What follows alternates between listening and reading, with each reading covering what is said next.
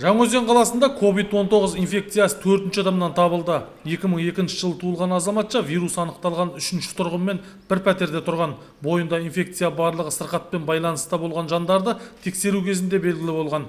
Қазір аталған азаматшаға да инфекциялық ауруханасында ем шаралары жасалуда. Сонымен қатар олармен қарым-қатынас жасаған 62, жақын байланыста болған 6 және ықтимал қарым-қатынасы бар 56 адам анықталып отыр. Ауру анықталған үй ошағы және сол үйдің подъезі, үйдің айналасы 500 метр арақашықтыққа дейін қорытынды дезинфекция жұмыстары жүргізіліп, қарым-қатынастағылар 14 күнге үй карантиніне оқшаулауға алынды. Құрметті Жаңаөзен қаласының тұрғындары, 2019 жылғы желтоқсан айында пайда болып, бүгінде дүние жүзін дүрліктіріп тұрған коронавирус жұқпасының әлемдегі эпидемиологиялық жағдайының тұрақты емес екені баршаңызға белгілі. Бұл вирус ауа тамшылары арқылы тұрмыстық қарым-қатынас арқылы жұғатындықтан тұрғындар арасында жылдам тарап кету қаупі бар. Адам көп жиналатын қоғамдық орындарға, той-томалақ, жиындарға бармай үйде отыруға тырысыңыз. 50-ші үйдің 2-ші подъездінде тұратын азаматтарды тіркелген емханаларының дәрігерлері тексеріп жатыр. Соның ішінде 2 адам Жалынбетов медициналық орталығына тиісті екен. Бұлардан бөлек вирусқа шалдыққандармен байланыста болды деген дерекпен тағы 2 тұрғын бақылауға алынған. Олармен орталықтың дәрігерлері тиісті жұмыстарды атқарып жатыр. 450-дегі жағдай сол жерде кіретін подъезде карантин жабылып сөйтті. Сол подъезде біздің Жалынбетов медициналық орталығына қарасты 2 адам бар. Олардың дені сау, бірақ сол подъезден кіріп шығатын болғаннан кейін біз оларды үйге отырғызып, жұмыстан алып, босатып жұмыстан соларға мына еңбекке жарамсыздық қағазын беріп, үйде отырғызып, қазір бақылауға алып жатырмыз. Бірақ бүгінгі таңда олардың жағдайлары жақсы, үйлерінде. Індет анықталған 50-ші үйдің 2-ші подъезінің есіктері кеше сыртынан бекітілген еді. Қазір мұнда қалалық әкімдіктің, емхананың және полиция басқармасының қызметкерлері бар. Олар тұрғындардың жағдайынан хабар алып, қажетті дүниелерін жеткізіп беріп отырады. Сәбит Лұқпан, Баққали Зиядинов, жаңалықтар.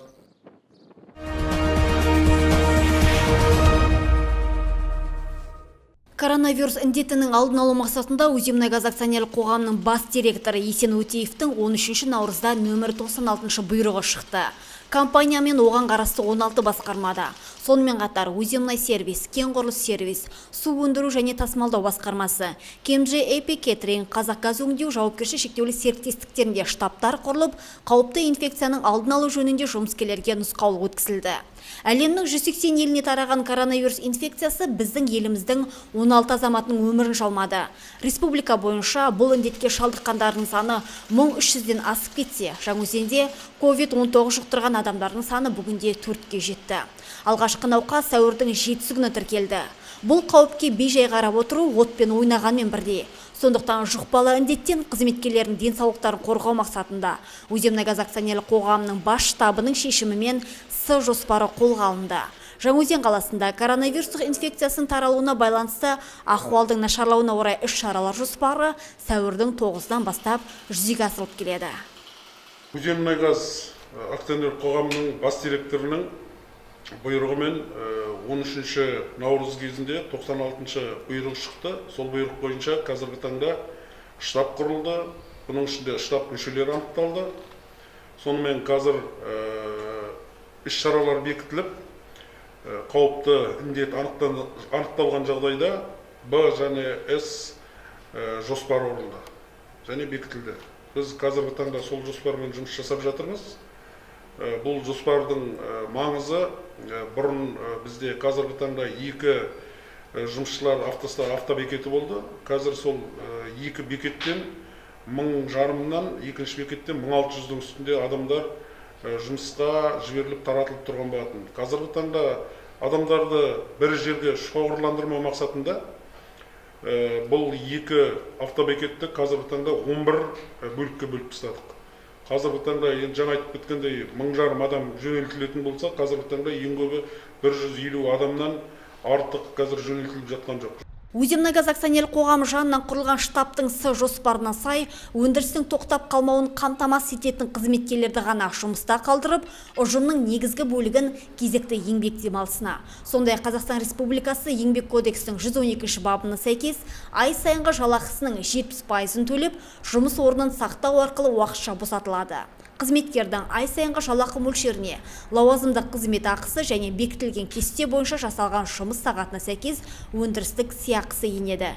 Бүгінде 208 адам вахталық жұмысқа тартылған. 100 қызметкер денсаулығына байланысты сырқат демалысында, ал 3638 қызметкер еңбек демалысында болса, 872-сі уақытша демалысқа жіберілді.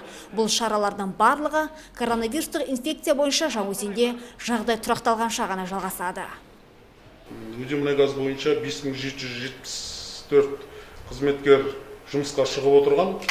Қазіргі таңда бұны 2662 қызметкерге азайттық.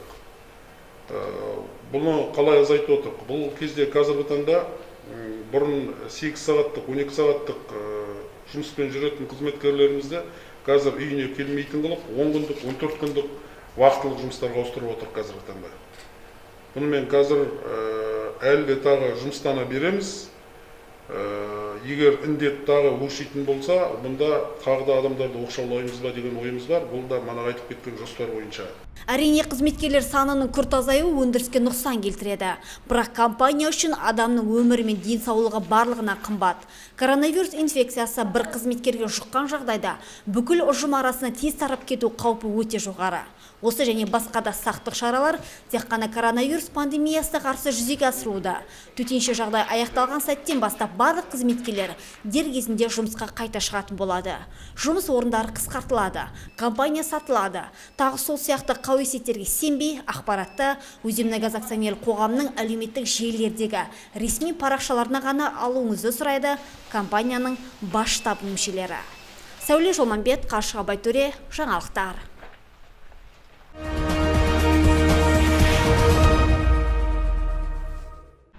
Жаңаөзен қаласын әлеуметтік экономикалық дамытудың 2019-2025 жылдарға арналған кешенді жоспарына сәйкес Жалын шағын ауданындағы қалалық мемлекеттік мұрағаттың құрылысы биыл 18 наурызда басталған болатын. Қазіргі таңда мердігер мекеме ғимараттың іргетасын қалап, жұмыстарды бастап кетті. Бұл мұрағат 400 мың құжатты сақтауға арналған. Мұнда алдағы уақытта 40 қызметкер жұмыспен қамтамасыз етіледі деп жоспарлануда. Айта кетейік, қазіргі уақытта мұрағат қорында 22 мыңға жуық құжат тіркелген. Бас жобалаушы бұл Гауһартас Финанс болса, бұның негізі қаржы бөліп отырған Уземнайгаз акционерлік қоғамы Жаңаөзен қаласының құрылысы бөлімінің басшысының негізінде жалпы құрылысты оңдасын строй мекемесі бастап отыр. Тұрғындарының өсуіне байланысты, мекемелердің ашылуына байланысты көптеген құжаттар архив ғимаратында сақталады.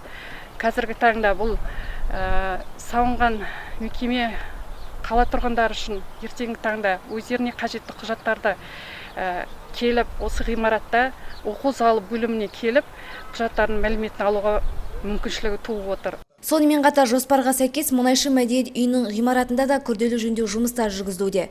460 орындық мәдениет ошағына Уземнайгаз акционерлік қоғамы 400 миллион қаржы бөліп отыр. Аталған жөндеу жұмыстарымен Қазақстан Petroleum Construction жауапкершілігі шектеулі серіктестігі айналысуда. Оған ғимараттың төбесін жөндеу, ішкі сыртқы жөндеу жұмыстары кіреді. Көптен жаңартылмаған өнер одасы енді жаңа заманауи техникамен жабдықталатын болады. Қайта жөндеу жұмыстары қазан айында аяқталады деп күтілуде.